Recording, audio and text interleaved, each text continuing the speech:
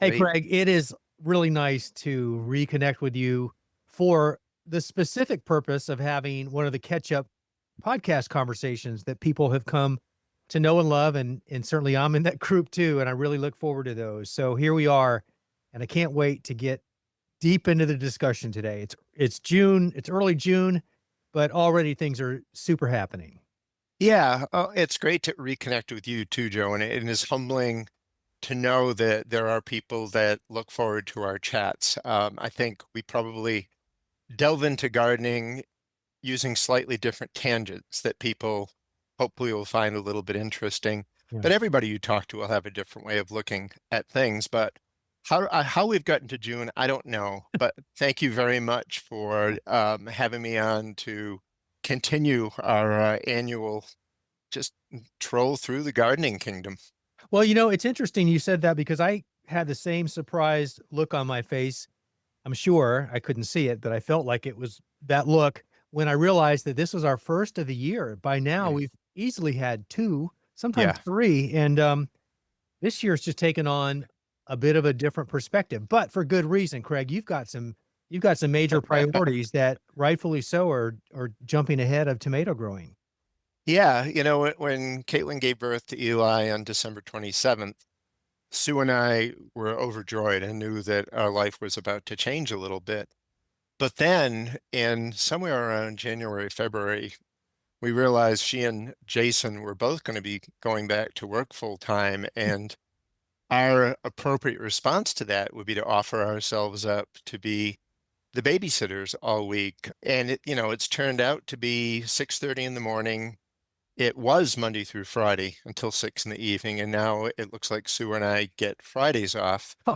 But being responsible for this little creature 5 days a week when we're getting to spend more time with him when he's awake and alert than his parents are, Yeah.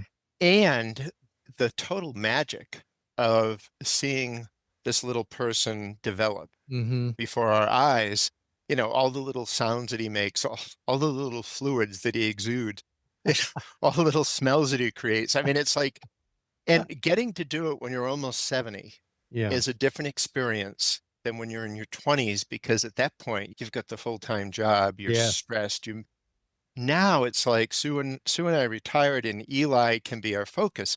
But as you alluded to earlier, the garden, the hobbies, the hikes. Yeah. So how do we fulfill his needs and find time to fulfill our needs? And it's taken us a few months to find that balance. But I think we're there. We treat our either 2 or 3 day weekends like they're 6 or 7 days, and we pack a Wow. lot in. Wow. And then because Sue and I are trading off and we're equally skilled caretakers for Mhm. Eli, Sue can go to her knitting group or her quilting group or her yoga group, and I can go out and play in the garden for hours on end. Mhm. I don't know how it all gets done. I look out there, and we'll get into this, I think, in the discussion. I've probably ignored and mistreated my plants more than any other time in decades, Yep. and the garden looks really, really good. Yeah. So plants do find a way, despite our best efforts, to harm them. Interesting you talk about that. Well, definitely, I'm writing that down to make sure we don't skip over that. I was thinking very much along the same lines. Craig, what I'm curious about, just from what you've said so far, Mm, things have changed this year for you, but you're still gardening. And yeah. for those who have been following our conversations through the years, they have a really good sense of what you're up to throughout the season, Mm, as do mhm. I. But I would love to maybe have you, for those who are maybe this is their first of our conversations, give us a little bit of a recap of your prior typical routine for gardening season and compare that to how it's changed. I'd like to hear your routine now compared to then. Yeah, well, the routine, particularly after my obsession really grew with growing lots of different tomatoes, was getting my seed started and then being really careful about my technique and rushing in every morning to see if they've germinated, being really careful about the transplant date and how I keep them leading up in time of the plant out, whether it's be closely monitoring the temperatures, making sure they don't get exposed to, wind or rain. and then really getting everything in and having almost every day that gardening activity be the focus of my day. And what's happened this year is that stuff had to just get done. So, spur of the moment, what am I going to grow this year? Get the notebook, write it all down, find the seeds, get them planted. Maybe not looking every day at what's going on in there, but maybe every 2 or 3 days, and then get things potted up, maybe a little bit too early. Get them outside. Maybe they experienced some wind that they shouldn't have, or I made a mistake when the weather said it was going to be 40. I forgot my microclimate is much colder, and it was 33 when I woke up Ooh. in the morning. Having them in locations that weren't optimally sunny. So all of that happened. I really didn't sell seedling this year, so I figured there was no way I could do that plus everything else. Mhm. I got the bales when I typically do, got them treated. The plants were tiny when I got them in. So May 1st was planting day, and literally the tomatoes were sticking up 2 inches tall maximum. And I did an Instagram live last Friday, and I went out with my yardstick, or I think it was a tape I had. They're 28 to 32 inches tall. And we'll get into this, but Okay. I did figure out a slightly different. How do you approach each season? I know what I did last year. How do I want to change that this year? What do I want to add? But just to add some context to this, I wanted to gather a little data before we talk. So my 2025 garden is actually my 44th garden. Ooh. I gardened from 81 to 91, took off 1 year when we moved from Pennsylvania to Raleigh, started again in 93. So 44 gardens, each one totally different. And the numbers of plants, the varieties I grow, what my projects are, just totally different every single year. And this one is going to be the same. Yeah. I have corn and straw bales, and those have been watching my daily garden minute, which is something I added this year just to help people see what I'm up to when I'm not answering emails as quickly or blogging as frequently. And, there's 80 corn plants out there sitting in 4 straw bales pushed together that are 3 feet tall. Wow. I think I'm going to get corn. But I couldn't find anywhere on the internet of people growing corn and straw bale, so I figured I'm gonna do it, see how it works out. Leave So it to it you. so so that's kind of how I've been. My little ugly tiny tomato plants, once they hit the straw bales, they just look gorgeous. So, Yeah. and again, I shouldn't say that, that's a jinxing thing, but, Yeah. you gotta say what you see. Can I wanted to ask you about your little tiny seedlings because that's news to me for, what I'm used to from you. And so I'd like to kind of hear more about that. Elaborate on that. Clarify what you meant and at what stage were they really small and when you Yeah. bumped them up and so forth.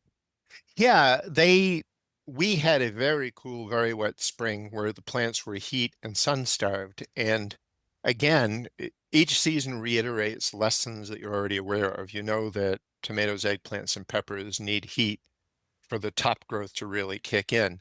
But the root system was okay. So they really were sun starved, they were warm starved, but they had to go in. So instead of my typical 4 to 6 inch seedlings, they were 2 inches tall. And I figured, what the heck? Straw bales are nice and warm. The centers and were all heated up. Let's just put them in and see what happens. And So it just, is this going from dense planting right into the straw bale or did you nope, pop them up? nope. Nope, dense planted, potted them up. I just, I was using some Metromix propagation mix and some Metromix 830. Neither one of them thrilled me this year, but I don't think it was the Metromix. I think it really was the weather. They just Yeah. weren't getting the Yeah. heat and the light. And I don't think I had my plants under lights for a second this year. So Wow. everything was bouncing them between the densely planted trays to the transplanted seedlings to out in the direct sun. So, in a way, each year I try to see if I can make things simpler so I can share that with people so that Mhm. people who are time constrained or schedule constrained, they can try some of my shortcuts. Now, any of these things that you and I do, that we do from experience, people are going to have to try it for themselves on a small scale for a year or two, because unless somebody's there standing with me or you standing with you, watching every little thing that we do, they may skip something really important or, not be as disciplined as far as watching what the weather's doing and so this worked for me. But, it's all on my daily Instagrams. It's all on my Instagram lives that I've been doing every week, but it's looking fine. One of my friends in Colorado, it's interesting. He has much cooler weather, but he has flowers on a few of his varieties sooner than I do here in Wow. Hendersonville, North Carolina. And that's again a tribute to the lack of heat. Now, you and I aren't that far away from each other. I, I were you as cool, relatively cool and cloudy and rainy in early spring, or did you like kick right in with the heater right away? Yeah, we weren't cloudy and cool like you were. So, Mhm. more spring-like weather, I would say. Yeah, yeah. So I think the moral of the story is if you've got a good root system, the top of the plant can be quite small. And as long as it's going into a suitable environment, it will kick on. I didn't feed the plants until they were in the ground for a couple of weeks. And Mm, again, something new I instituted. yeah, I get tired of mixing up water soluble plant food. yeah, So this year I am going with infrequent, very light applications of 10-10-10 on the bale surface, just a huh, little bit in the center, a little ring around each plant, giving it an initial watering in, let Mother Nature do the rest of the yeah, rain. So my plants are getting fed now about every 3 weeks, and I can see no difference in the wow, plants between the weekly applications yep, of the water soluble. The other thing, based on some conversations you and I had, 10-10-10 has a lower nitrogen ratio than the all-purpose water soluble. And I was thinking that some of my problems with blossom drop and blossom end rot on peppers yeah, may have been my planting mhm, solutions have been too rich in yep, nitrogen. yep, So by doing this, I'm cutting back, growing the plants a little bit leaner. I'm going to water them a little bit less and still watch for stress. But I think I was giving my plants, sirloin steak, where maybe they would have done just as well, giving them some nice cheeseburgers. So hamburger helper. yeah, so we're gonna see how it goes. But Yeah, these are not being done scientifically. These are just me being done. Okay, I've been doing something a particular way 10 or 15 years. I'm now going to do it all different this year. There's no real risk in it, right? You yeah, garden, you see what's at the end. If it works, great. If it doesn't work, you'll go back and try something different next year. But it's a heck of a lot easier doing a little sprinkle every 3 weeks than it yeah. is lugging a 3-gallon bucket around. And, you know, I wanna try to unpack a little bit of what you said oh, there yeah, over the I gave last you 10 a minutes. lot there. No, that was great. Yeah, no, I loved it, and that was really exactly what I asked for. Yeah. But you did say something very important there that doesn't get talked about hardly ever that I know of, and it was right at the end here when we were talking about blossom end rot and the excess nitrogen, and, Yes. we're always talking about, inconsistent watering, which Yeah. is true as to Yeah. the ability to keep the calcium flowing up into the plant, but there is another at least another component that can contribute to it, and that is excess Yep. nitrogen, and so, Yes. I'm glad you said that because I don't even know that Yeah. we'd normally just think to mention that. And I'm going to watch for it more in my peppers. My tomatoes really haven't suffered as much from it. In fact, I had at least 10 varieties that didn't have a single blossom end rot fruit, but almost all of my bell peppers here they've rotted before they've ripened. So, you get your unripe Today colored this pepper, the season? bell. What's that? This season? No, my Oh, previous 3 or 4 okay. seasons, I've had a very difficult time growing bell peppers successfully in Hendersonville to where they turn color, still in perfect condition. I can save seed from them. I'd get a nice fruit set of whatever color they start out at, whether it be green or lavender. But then while I was waiting for them to ripen, they turn into bags of water. They would just rot. And I think it might have been a combination of too much nitrogen and too much water. Hmm. So we are going to see. It's The weird. I didn't have this problem in Raleigh, but I do here. right. The other thing that, I liked listening to with your impromptu schedule this year versus Yeah. your very Yeah. fastidious procedure and protocols from prior years, Yeah. that, now that you've made us aware that it's 44 gardens so far, Hmm. uh, you probably are pretty at ease with winging it here and there, because 'cause you've been around the Yeah. block more than once, and there is true latitude is and, we're of the nature where we're science-minded and we feel Mm. like we really need to stick to those consistent Yeah. protocols. But when we do, let our hair down, so to speak, a little bit and take our foot off the accelerator a little bit, look what happens. I mean, Yeah. yeah. Yeah. And, gardening is both an art and a science. And I think some years when you feel like treating more of the art side of it, you actually learn new things. That's when you discover. And, so I wasn't sure how philosophical we were going to get today, but after 44 gardens and after taking care of a grandchild and approaching 70, you do feel a little bit. You start looking back, you start looking ahead, and you start with a few of the questions like, why do we garden? Those of us who are real garden enthusiasts, why do we garden for 44 years? What distinguishes us from the people who picked garden, picked gardening up during COVID, and then after COVID eased, they said, well, that was that. I've done my gardening. Now I'm going to go down on to do something else. How we garden, the methods, the fact that some of us change methods. Some of us go to the internet to look up everything and follow what somebody's done for each of the steps. Others of us we don't mind making mistakes. So we would rather dabble and create something and then share that. So, I've always been more of in the vein of learning it myself using reasoning and the science knowledge that I have, and then applying it, seeing what does and doesn't work, adjusting, and then learning from that.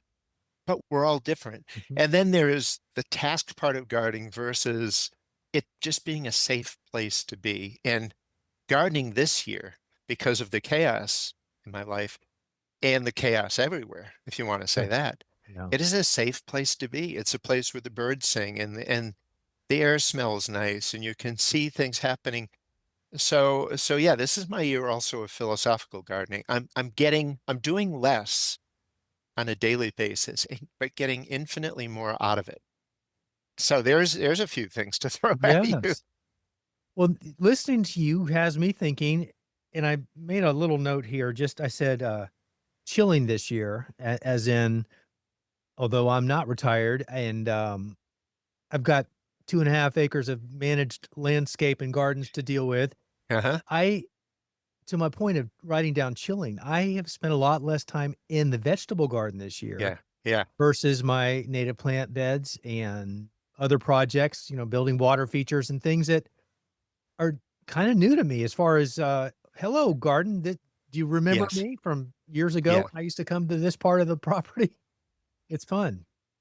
It is fun because there's a whole world to discover there, and there's a whole world of things for those plants and features to teach you. And we can apply some of these back and forth. You mentioned that, and I fall in love with our flower garden every year. Mhm. Our different perennial gardens. Yes, the last 2 days I picked up the bricks because in the winter, they get all frost heaved and the moles push them around. And I pulled all the weeds out on the edge and I set the bricks back up and I mulched everything. And I watched what was growing and emerging all around there. And now Sue is out continuing the mulching job. And so taking a step away from the vegetables to the flowers and talk about a garden that grows itself. If you have a perennial garden, Yeah. different things come up. Some things die back. Some things just spread to the point where you've got to get in there and start dividing them and moving them other places. Has a mind of its own, but it's always beautiful and there's always something to see. And then when it starts drawing the birds and the butterflies and the hummingbirds, man, it's magic out there. So, yes, I'm right there with you on all of those other aspects of what we grow. You know what I like that you said about that is it really speaks to what I think I'm dedicating the rest of my gardening years towards, and that is not only spending a lot of time in the vegetable garden, but recognizing, as I have for years, but more so now than ever, is that the vegetable garden is part of a system, a biodiverse ecosystem, and it is an important part of the rest of what we're doing also, Mm, but they're mm, kind of interdependent, and we're yeah, the steward of that, and in recognition of that, especially in these times where it's more important than ever that in light of habitat loss and excess pesticide use and all those things where we can contribute in a positive way, I'm feeling more of a incumbency to take an active role in that. Yeah, last year I noticed the cardinals picking tomato hornworms off my tomato plants Whoa. and occasionally tomato fruit worms. So we don't feed the birds anymore. What we have is a Mm. habitat where lots of things set berries or seeds. And so, but we do provide water.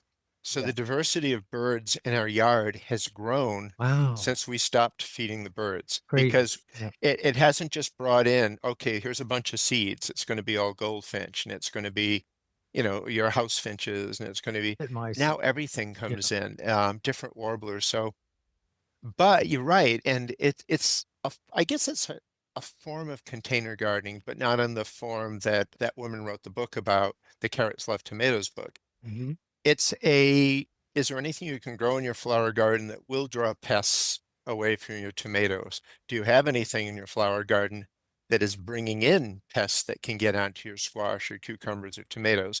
So it's thinking of the interconnectedness of everything you grow in your yard instead of thinking of little bubble protected blocks that are all independent of each other. So I Yep. like what you just said there because that's a really, really important factor. Just the interconnectedness of our entire yard and everything that's in there. And to the point that you made a few minutes ago about the person that maybe picked up gardening during COVID and went at it for a couple of Yeah. years and then said, "Okay, that's it. Been there, done that," and they move on from that. There's that person, and then there's the person that goes at gardening as a new gardener and really Yes. wants to take it very seriously and is trying to dot the i's and cross the t's, and Mother Nature throws the curveballs and things aren't working out and it becomes stressful, Yeah. Yes. versus the other person who is rolling with the punches. Yeah. Yeah. And I long to be that person, and I am becoming more of that person than I've ever been. And it Yeah. it comes with wisdom and, reassigning our priorities as to what really matters. I think the new gardeners are probably my favorite category of gardeners because I know what they're going through. Yeah. They're going through that excitement of looking at a seed catalog and realizing the world is their oyster. Anything is possible. Then they get into the reality of so even though the new gardeners are my favorite category, they were the ones that scare me the most because the new gardeners are the ones that send me the most emails Yeah. with the most number of questions. Yeah. And I've become really bad this year because my energy levels are finite, and Eli has stolen a lot of that. So I never usually sit with 50 unanswered emails in my inbox in June, and that's where I am. Um, and the other thing, I'm sure you've seen this, Joe, with gardeners, you get these emails and they have questions and you answer the question and it's like mushrooms. So here comes the follow-up question. Mhm. So, so you could start with 25 emails and it goes to 50, then it goes to 75, then it goes to 100. So we have to manage our time. And in fact, another point that I had written down is we are living through the effect of social networking on gardening. And I love the fact that I can go out and take a video and share it with everybody or sit in my driveway and be there live with people. But I've seen people just lose their lives into it. And you and I have discussed this an awful lot. I wish there wasn't so much gardening misinformation, but that goes for every single topic. There is misinformation about quilting and about sewing and about this, that, and all the other thing. So we have lived through this. We're living through this change of we started gardening without it. Now we're gardening with it. The next step is decide, are we doing everything we can with it? Is it too much of our lives? Is it not enough? So, and I do grapple with that as far as how much to be out there in front of people versus, Okay, that's what I wanted you to clarify, whether you're yes, talking about gardening or yes, just the public front yes, facing. Yeah. yeah, Yeah, I struggle with it, Craig. People probably notice I'm not the most active poster out there by far. And, I've probably said this a time or 2, but having been in front of the camera for 20 years with television, I mm, just I'm ready for a break from being in front of the camera.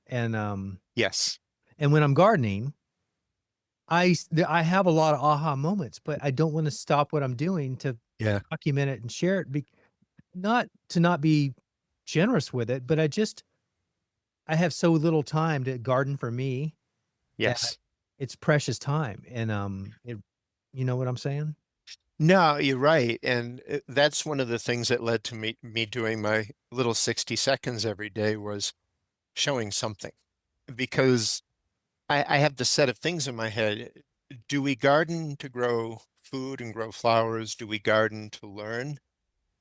Probably both, right? What do we do with that learning? Do we just keep it or do we want to share it? And you and I are two people, and there are many others of us who have decided to share that. And there's all kinds of ways to share it. And you, we have to be careful we don't become consumed by it, because it can be all we do is we decide everything we discover we're going to put out there. So I think you and I are grapplers with this. And but I think you're out there perfectly fine, and the content you do put out there is perfectly appropriate and wonderful. So I think you're neither over nor under. You're just providing a great service for gardeners, to just to do great things.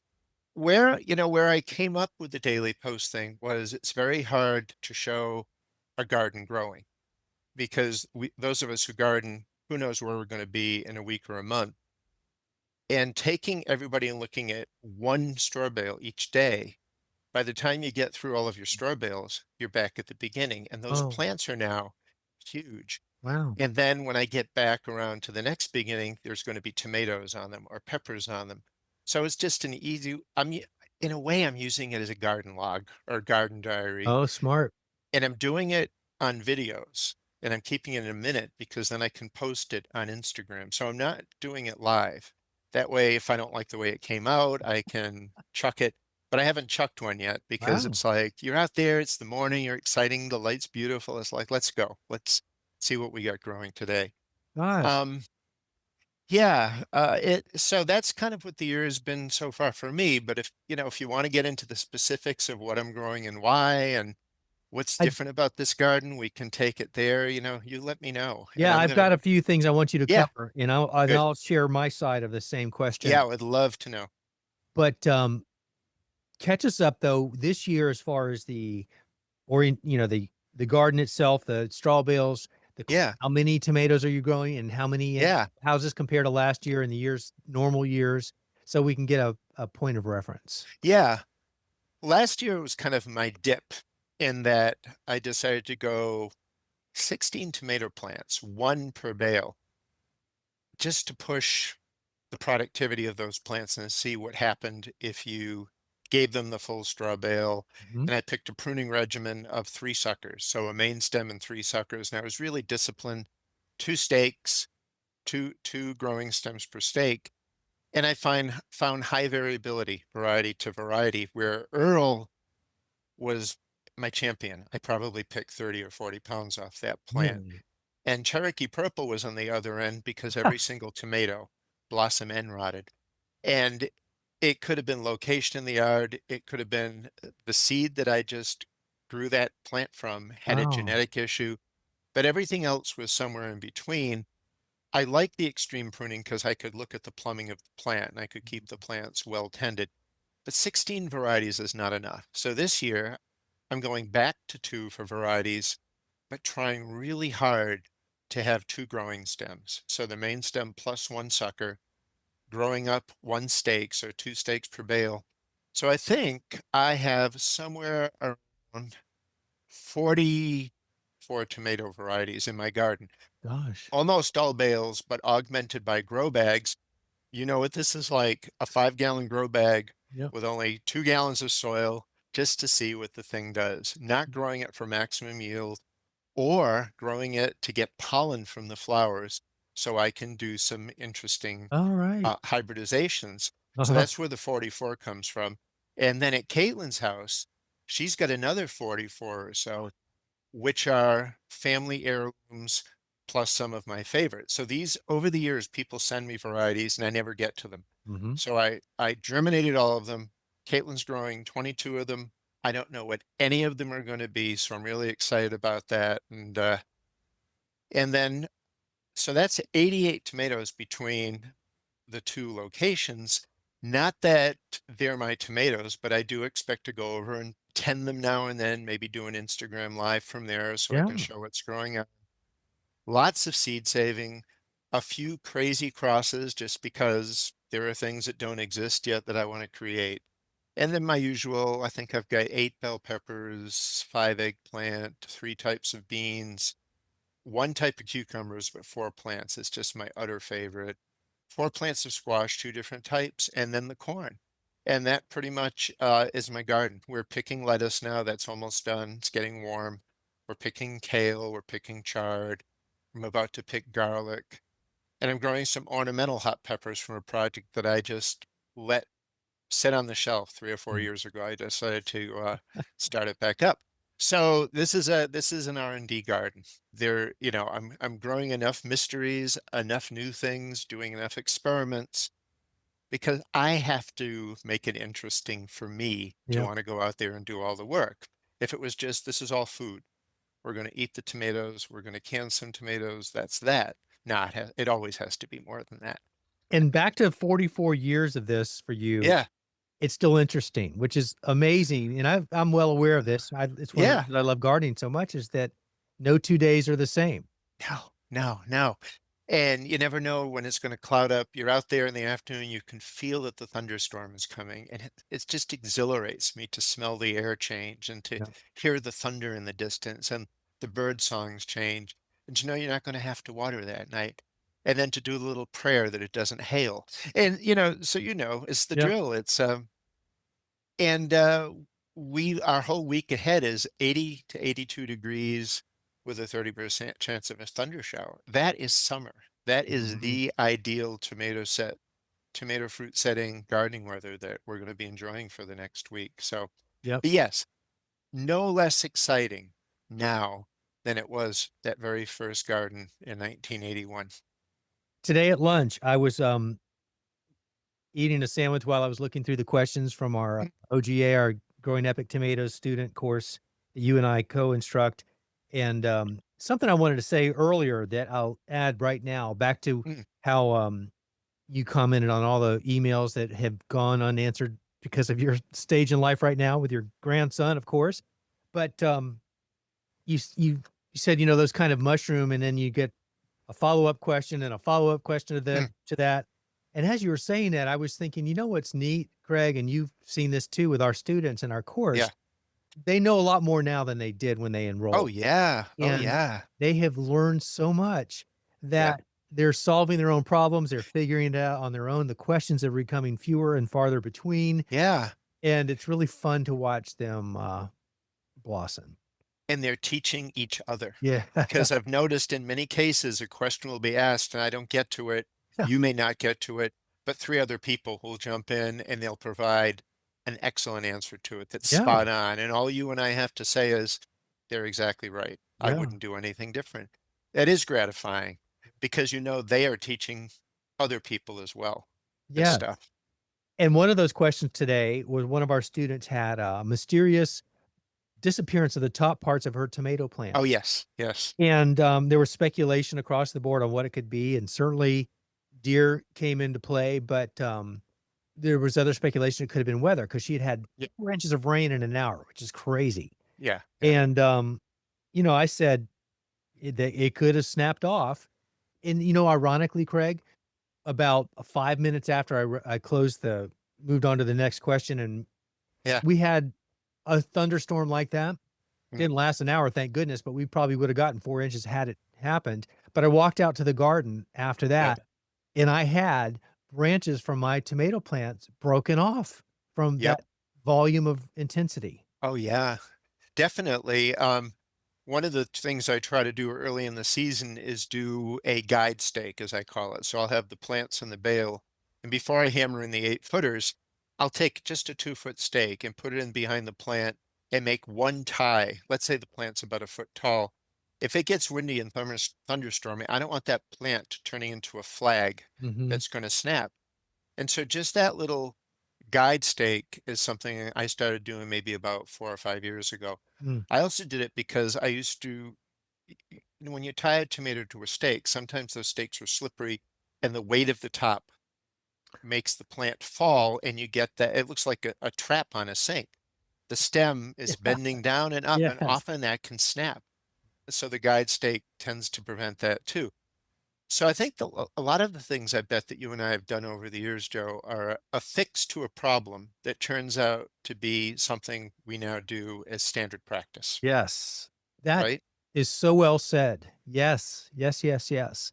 And on that note, I developed those tomato cages that I use for that very reason, not Right. being able to find a decent cage that met my standards. And, so I've been using those ever since. But these particular branches that broke, ironically, were the ones that had found a way through the cage and had Yes. escaped, and they're outside of the boundary, and those are the ones that broke. Right. So yeah. Yeah.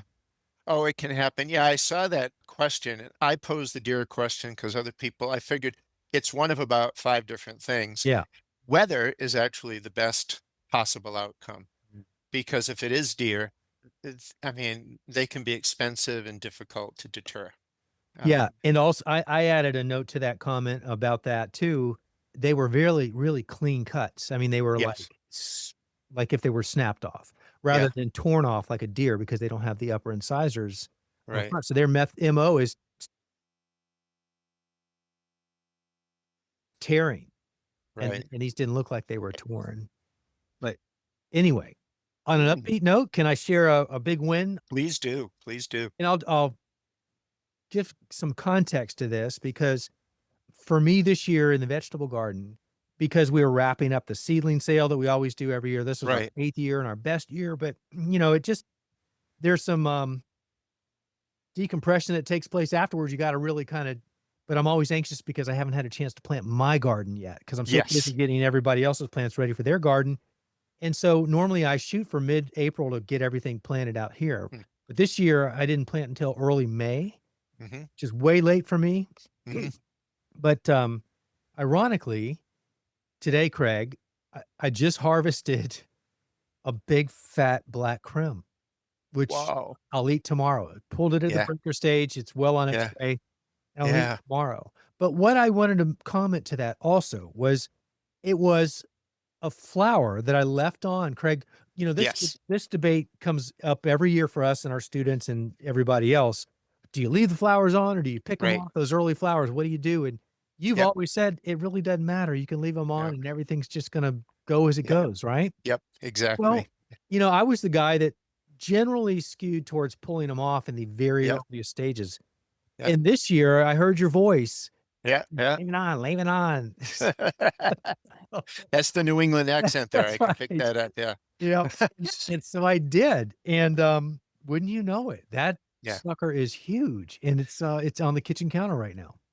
Yeah. I think sometimes we have to understand these crops have been around for hundreds of thousands of years, in many cases without any human intervention. So gardeners love to intervene. It's what we do. We cage, we stake, we prune, and a lot of times it makes us feel better. It may make the plant neater. It may make rational sense to us, but it's really not important in the grand scheme of things. I think it's really big in peppers. I've seen a lot of posts Uh-huh. about, Yep. do you top your peppers? Do you let them grow? I've never touched my pepper plants. They branch beautifully. I get a ton of peppers. People who top their plants probably delay their harvest by a month, Mhm. and they'll have no difference in what their harvest is. There's always a vested interest in people posting things that probably don't work or they think works, and it's probably all about getting clicks and likes and attention. Why? Why? That's a generational thing. I don't get it. I'm an old Yeah. man. And, uh, what the information that they gather is only as good as the source oftentimes when they haven't, Yeah. Yeah. been doing it a long time, and understandably so.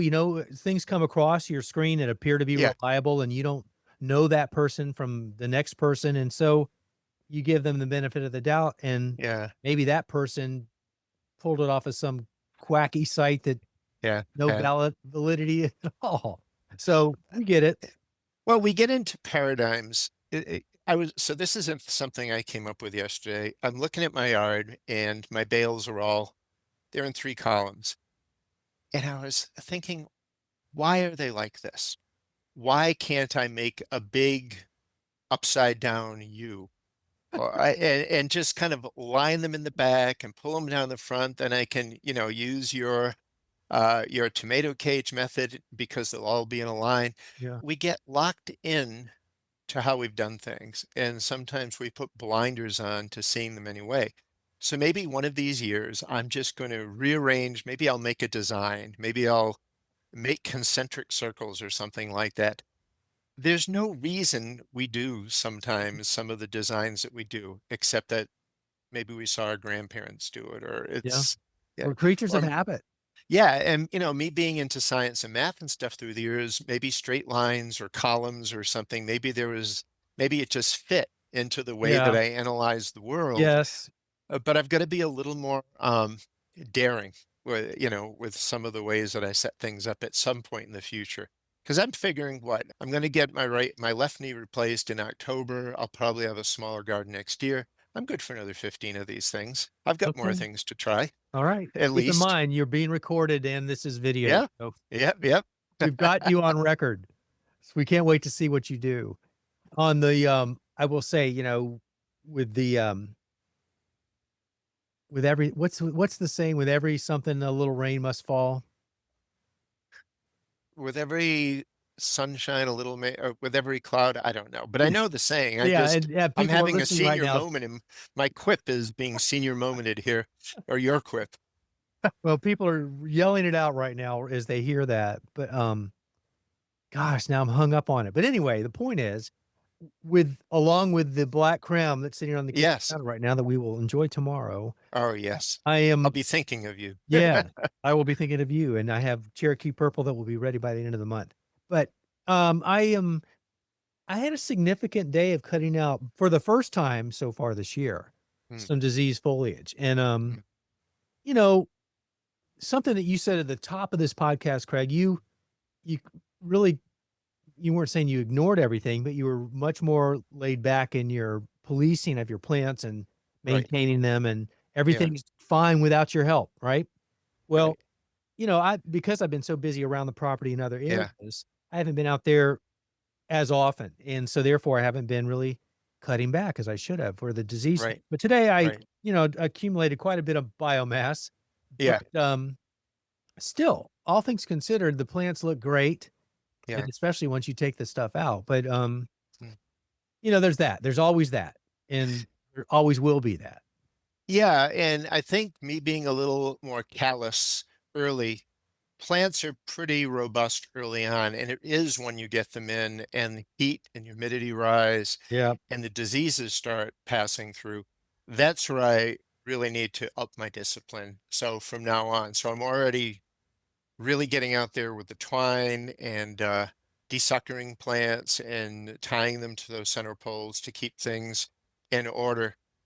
And I'm trying to think of, have I seen any disease yet? Some very lower minor early blight at this This point is all I've seen. Every time you bring this up, this is when I always get jealous because this ever since you moved to Hendersonville, this is the thing. I'm always fighting with Yeah, the diseases because we have yeah, the heat and humidity, and you have neither, which I yeah. hate We're pretty for. comfortable here. Yeah. Well, it will come. And Yeah. for me, early blight is always pretty manageable. It's the aggressiveness of septoria once it gets Mhm. started. Man, that spotted foliage. Yep. I remember the time you came and filmed for one of our courses where within days, Septoria just attacked Yeah. Cherokee chocolate. The whole backside of the plant, Yeah. all of those leaves had to come off. And it's Yeah. just, we sometimes I think we assume that gardening, the environment is the same every year as we garden, but the changing weather is going to change the pattern of diseases. Perhaps the strains of the diseases, the aggressiveness of diseases, the travel patterns of the critters. So we always do have to keep on our toes because these are the things that are going to make gardening super challenging is if the disease pressure gets so bad that growing a healthy plant, becomes a 50-50 proposition. And some people are already in parts of the country, when I get emails from people in Louisiana or Texas or Florida, Mississippi, Alabama, growing tomatoes well there is really, really, Mhm. really hard. Stuff in their soil, some stuff all around. We've had the Colorado hailstorms this year, which that's a weather change where people Mhm. are getting pummeled by hail in the spring. And, our friend Eddie in Chattanooga, Yeah. Tennessee has had so much rain that he's had massive plant loss Ooh. through collapse of his straw bales and disease onset. So, sometimes my weekly Instagram lives were a little bit like a therapy session for all my gardening friends because we're all commiserating with each Yeah. other, and nobody knows where the fickle finger of fate, Rowan and Martin's laughing, remember that, Yeah, oh, is yeah. gonna point next. And that's why it's hard for me sometimes to say things are going well because I know I'm only a day away from a hailstorm or a windstorm or a thunderstorm or a flooding rainstorm. And Well, and you've been around long enough to know that, it's just a yeah, matter it's not yeah, if, but when. Yeah. yeah, yeah, yeah. It doesn't just rain in Hendersonville anymore. The skies like open up for Good, hours. good. Yeah, it's just the way it is. So, the forecast looks good. That's all you can do. Look at the forecast and say, this is going to be a good week. Let's, flowers, set your fruit. Let's Make get the moving. most of it. Right. Yeah, definitely. What, Well, anything new that you're growing this year, Joe, in terms of, I know you've got two little Mexico midgets I mailed you yes, that, I do. I hate to tell you you this, but one of them disappeared to a rabbit or something. I don't know. So thank goodness. Thank you for sending 2 because I that was always do. very, very helpful. But, you know, as far as the food garden, this is another area where I've really kinda given myself some more license to chill more Mm, and not feel the need to have every bed planted out, by yeah, the end of April or whatever. So I'm still working on filling beds right now, but yeah, yeah. I am also adding quite a few flowers into the beds as well as Yes. dedicated beds, flower beds around the inner perimeter of my garden, just because I've recognized when we first started doing that a few years ago, the impact that it had. So I want to Yeah. keep up with that. And so Yeah. adding to that. But as far as what I'm planting that's edible, only, Craig, only 16, well, with yours 18, 17 now, tomato Mhm, plants total. mhm, mhm. Uh, and that kind of feels good because Yeah, how crazy I've been too with the volume of plants. yeah, So yeah, that's a little bit liberating in it, and I like the feel of, realizing, you know what, 16 plants is still more than enough for my family of 2 or 3 or, my yeah. daughters live close by, so I'll count them in back in, but even with 4. So Well, that's where I was last year with about 16. You're right. I yeah, mean, yeah. here's what you do. When you think about, let's say you've got 16 varieties of tomatoes and they all give you one tomato on a particular day. Who's going to sit there and eat 16 tomatoes? And then the next day, 2 days later, 16 more come in. So yeah, I mean, when I've done, when I've got my 44 or 88, if I count Caitlin's, the year I've done 150, it's really never been about being able to consume them all. It really was the R&D garden. It was the Yep. seed saving and tasting and taking pictures of them. But that in itself creates stress because seeing 100 pounds of tomatoes on your table all starting to rot, Leek. yeah, leak, Yeah. fruit flies visiting, smelling awful, that's a form of stress. Yeah, it is. A friend that I met at a Seed Savers event called it the terror of the harvest. And it's a beautiful thing when things come in, and it's a terrible thing when things come in because you've got to do stuff with them. You've got to give them away, find people to share them Yes. with, eat them, preserve them. That Yeah. creates a lot of work and a lot of stress in Yeah. itself. Yep. It's kinda ironic that that's a little bit of a complaint when, you got this bounty of Yeah. incredible homegrown fruit and vegetables, and we don't take for granted that we're very fortunate there. Yeah. Well, it's You and I part of both do a bit of sharing there too. we do. And it's part of eating seasonally. So we're just at the end of local asparagus and strawberries, and that's really sad because we do the same thing with those as we do with tomatoes. We eat them, eat them, eat them, eat them until we can't even look at them anymore, and then we won't eat another one till next year. Yeah. That's how I treat tomatoes. We'll start eating them when the first Mexico midget or sungo ripens in a few weeks. Yep. We'll stop when the disease kills all the plants in late August, and then we won't eat another tomato until the following June. And we're perfectly okay with that. So we just kind of have gauged our cooking and our meals around whatever's good quality and ripe, where the vast majority of Americans want every crop 365 days Yeah. a year. So Yeah. there's no way it can be in its best because they're all traveling. They've all got, Yeah. passports coming from God knows where. Right. And then you go to the grocery store on those what appear to be big, beautiful red tomatoes, and they're Uh, cue balls. They're hard as a rock. yes, the weapons of produce. I can't. You could harm people with those things. Yeah. But so you're incorporating almost a foodscaping approach that our friend Bree talks about, Yeah. where you're growing food amidst the flowers, and everything's kind of in your same location to do things with. Yeah. Yeah. And you're right about that, but in my case, fortunately, I don't really have an HOA and I've got a lot of property. Right. I'm doing it mostly for the biodiversity, although I Yes. love incorporating blueberry plants and other ornamentals Yeah. out into the landscape also. But I love seeing the activity or the wildlife coming into the Yeah. vegetable garden, Yeah. as well as the beneficial insects that are being drawn in. It's Yes. incredible. Yeah, we've actually chosen what to plant by what the pests allow us. So things like blueberries, strawberries, the rabbits and the slugs get all the strawberries, the birds get all the blueberries. So we've decided we're going to pay homage to our local blueberry farmers and just go to U-Picks and, Yeah. let them there's nothing wrong with supporting your local growers Right. because we know how much hard work it is to bring crops in successfully. Well, I'll share 2 more things with you real quick, and Yes. then I'll give you the parting words here, but, I talked about some of my wins and some of the challenges already this year, and, I'm about to pull out my first tomato plant already this year. Wow. Yeah, Wow. it's a pineapple, and I know I shared a pineapple with you a few years ago, and, Yeah. I'm fond of that one, so it's one of the although I have 16 plants, I didn't grow 16 varieties. I Right. doubled up and tripled up on black krim, Cherokee purple, and pineapple, so at least I have a backup there, but it's weird to be pulling one out. I'm not even sure what's wrong with it either. It's just totally off. So it is. Pineapple is disease prone, just Yeah, like German Johnson is. yeah, Certain varieties are just they're fussy, and pineapple's one of them. yeah. And then, I've been in this garden 13 years, and it's Mm. the first year I can't believe it. With this property, I had rabbits. I had Ah, 2 yeah. rabbits that I saw every day playing around, and they're very cute Yeah. until you see that they've helped themselves to your strawberry patches and everything in your garden because Yeah. with all the deer we have, Craig, I don't even close my gates in my garden because nothing ever Wow. goes in there until Wow. now. So I've put the hardware cloth on the gates and, that seems to have fixed it, but, wow, I guess I've been really lucky for 13 years to not have a rabbit issue. Well, there's your problem, 13. It's your unlucky year. Well, I mean, what you've just stated reinforces what we've been talking about as a thread throughout our conversation. How every garden is different, how different challenges will come in and test your resolve.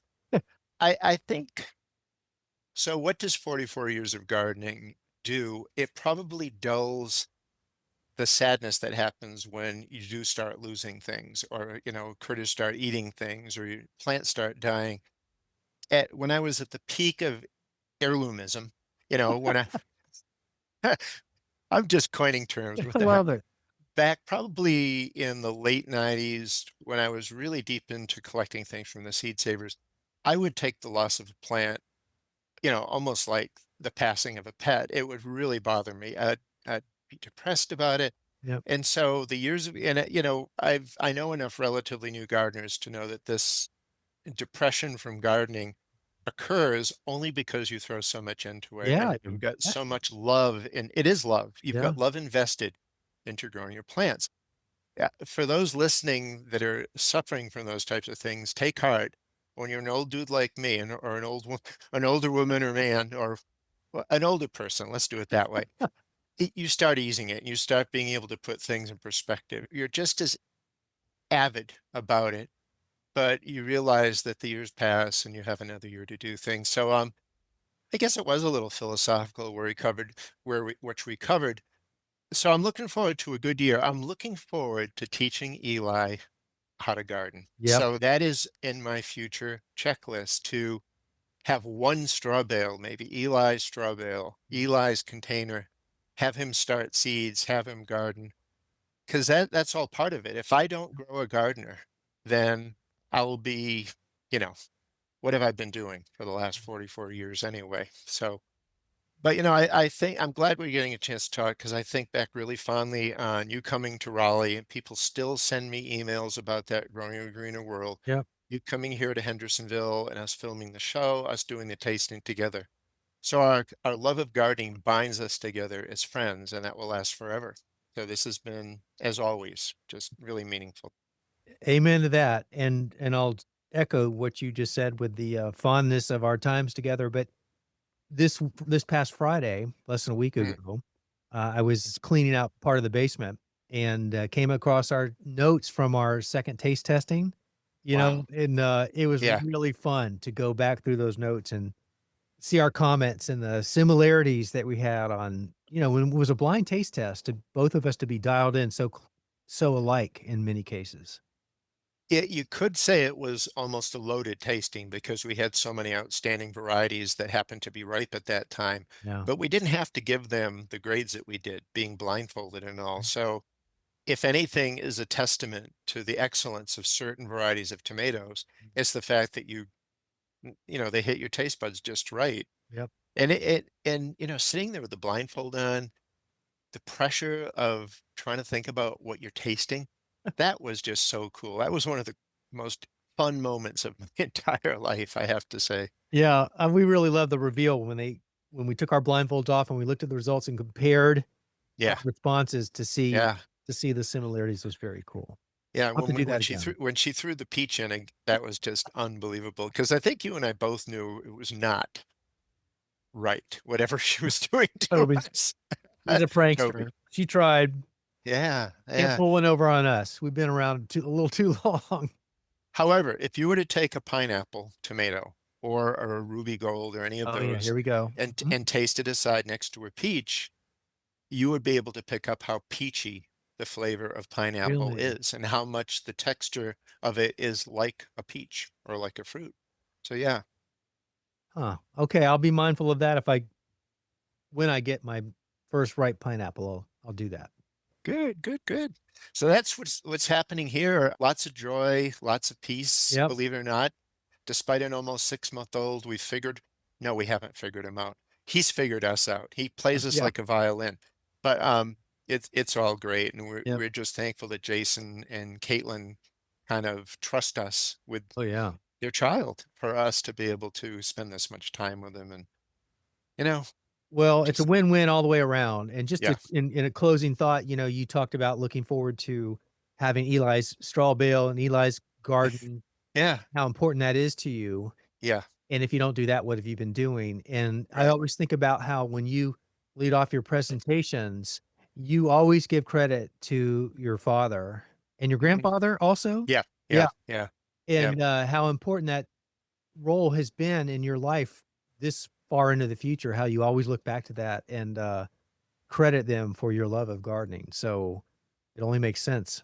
Yeah, well, thanks for that. I think what we're doing is something unique and important in the world right now. It's not only growing food or growing good quality food, it's building community, making friends, learning and sharing that learning. So, this is not a little hobby. This is a big thing that's well worth spending a lot of time pondering and talking about and teaching other people about for sure.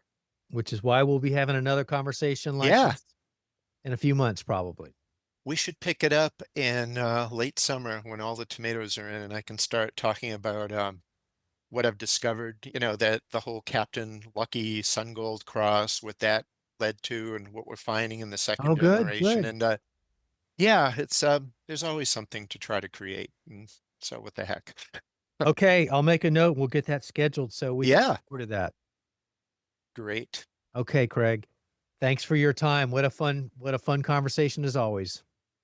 We covered a lot in 5 minutes, my friend. That's what it always feels like. Thank you for your time, Joe. You And got it. yeah, we'll catch you again soon. Okay, Craig. See you Bye later. bye.